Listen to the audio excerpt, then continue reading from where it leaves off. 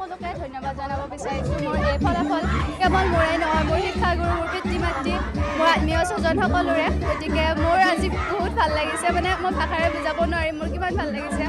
মানে 2 বছৰৰ কষ্ট আজি সফল হোৱা যেন পাইছোঁ। ধন্যবাদ। মোৰ শিক্ষাগুৰুসকলক মই প্ৰথম স্থান দিছোঁ, তাৰপাছত মোৰ মা দেউতা, পৰিয়াল মোৰ লগত সদায় আছে, আৰু মোৰ বন্ধু বান্ধৱ, মই সকলোকে এই কৃতিত্বৰ অংশীদাৰ হিচাপে ধৰিছোঁ। তেওঁলোকক কৈছোঁ ভালদৰে পঢ়া, মানে তোমালোকে মেইন বুক বা তেনেকুৱা খৰচী মাৰি পঢ়া, আৰু শিক্ষাগুৰুক সদায় সন্মান কৰিবা, নিশ্চয় ফলাফল ভাল হ'ব। মই পঢ়িছিলোঁ, মানে যিখিনি মই দিনটোৰ ভিতৰত পঢ়িম বুলি ভাবিছিলোঁ সেইখিনি মই যেনেকৈ হ'লেও কমপ্লিট কৰিছিলোঁ, বা নিৰ্ধাৰিত ঘণ্টা নাছিল যে মই ইমান ঘণ্টাই পঢ়িম।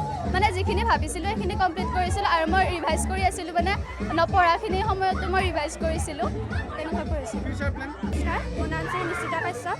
মই সদ্যগৃহীত হাইস্কুল ছেকেণ্ডাৰী পৰীক্ষাত মই 95% পাই উত্তীৰ্ণ হ'বলৈ সক্ষম হৈছোঁ। আজি আচলতে ৰিজাল্টটো পাই খুব আনন্দিত হৈছোঁ। মই ইয়াৰ বাবে মোৰ ছাৰ বাইদেউসকলক প্ৰথমবাৰৰ বাবে ধন্যবাদ জ্ঞাপন কৰিছোঁ, আৰু তেওঁলোকক আন্তৰিক কৃতজ্ঞতা জ্ঞাপন কৰিছোঁ।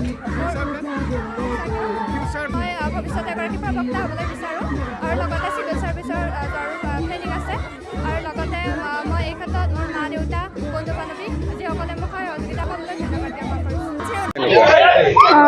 মোৰ ভালে লাগিছে। আজি মই যিদৰে আশা কৰিছিলোঁ সেইদৰে পাবলৈ সক্ষম হৈছোঁ, আৰু মোৰ ছাৰ বাইদেউৰো বহুত অৰিহণা আছে, লগতে মোৰ মা দেউতাৰ বহুত অৰিহণা আছে, বহুত কষ্ট কৰিছিল, সেইমতে ময়ো কষ্ট কৰিছিলোঁ, আৰু সেইমতে ৰিজাল্ট পাবলৈ সক্ষম হ'লোঁ।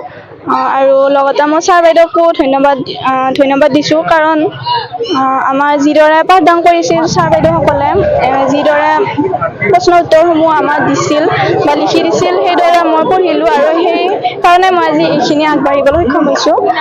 লগতে মোৰ মা দেউতা আৰু ছাৰ বাইদেউকো ধন্যবাদ জ্ঞাপন কৰিছোঁ। মোৰ নাৰ্ছিং কৰিব ইচ্ছা। তোমাৰ আগতো এতিয়া তাত প্ৰত্যাহ্বান আহি আছে, তুমি প্ৰত্যাহ্বানটো কেনেকৈ আগুৱাই যাবা? মানুহৰ জীৱনৰ প্ৰত্যাহ্বান থাকে বাৰু, আৰু সেইদৰে ময়ো আগুৱাবলৈ সক্ষম হৈছোঁ।